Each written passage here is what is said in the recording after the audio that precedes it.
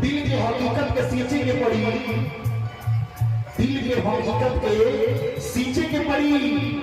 और आज भक्ति की जो धागा बहुत के खींचे के पड़ी। अगर जी आज कुछ हो जाए लेकिन हर हाल में वो भगवान आज पीछे के पड़ी। उस समय और कोई बोलना है अच्छा भगिया न देखूं तो राजा मोला